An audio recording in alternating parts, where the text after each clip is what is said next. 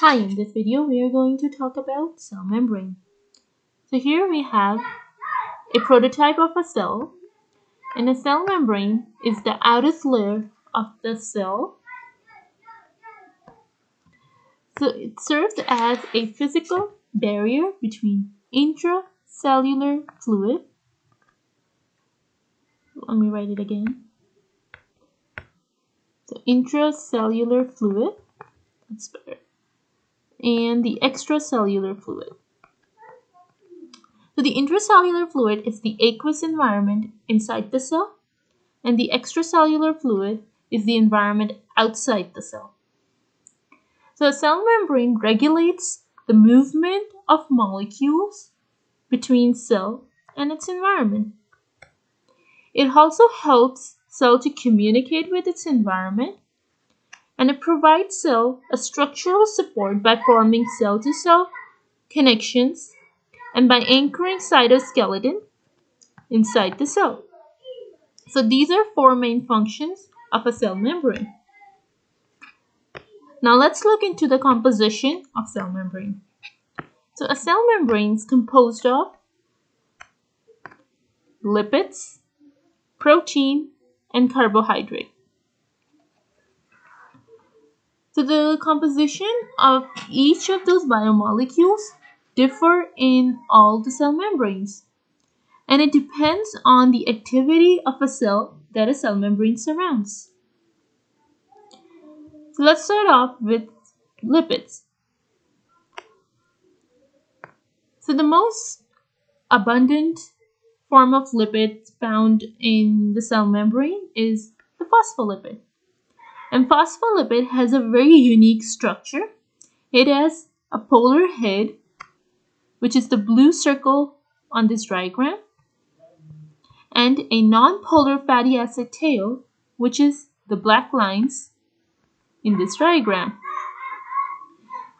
So the phospholipid molecule arrange themselves in a bilayer sheet in order to expose their hydrophilic head to the aqueous environments. So on this side, the hydrophilic head is exposed to the extracellular fluid, and on the other side, the hydrophilic head is exposed to the aqueous intracellular fluid. And in this arrangement, the hydrophobic tails are hidden inside the bilayer sheet, so they're not exposed to water. Next, we have cholesterol. So cholesterol is a form of lipid that is found in the cell membrane.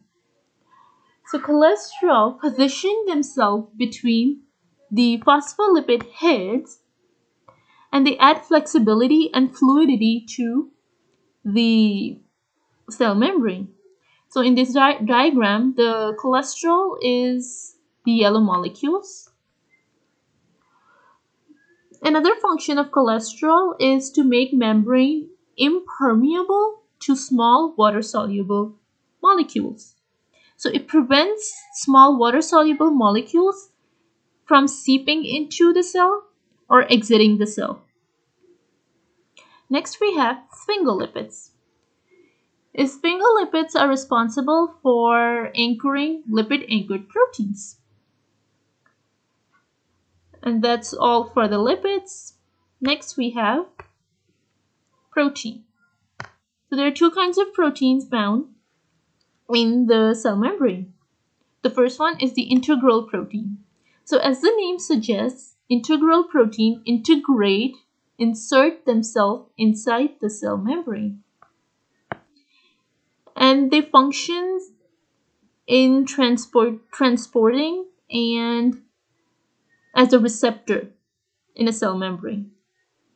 So they allow selective molecules to enter or exit the cell, and they also serve as a receptor for cell signaling. And next we have peripheral protein. So peripheral protein attached themselves to integral protein, and they participate in cell signaling, and they also attach themselves to cytoskeleton and provide structural support to the cell. So in a highly metabolic cell, we'll found a lot of protein in their cell membrane. Next, we have carbohydrate. So there are two kinds of carbohydrate found on the cell membrane. There is glycoprotein, so carbohydrate that attach themselves to the protein on cell membrane are called glycoprotein, and they provide structural support. They facilitate in transportation of molecules. They have enzymatic activities, and they serve as a cell-to-cell recognition receptors. Next, we have glycolipid. Glycolipid is the pink molecule that you can see in this diagram. They attach themselves directly onto the lipid of the cell membrane, and they serve as recognition sites for cell-to-cell interaction. So these were the components of cell membrane. So as you can see, there is a very unique structure of cell membrane, and this model of cell membrane is known as fluid mosaic model.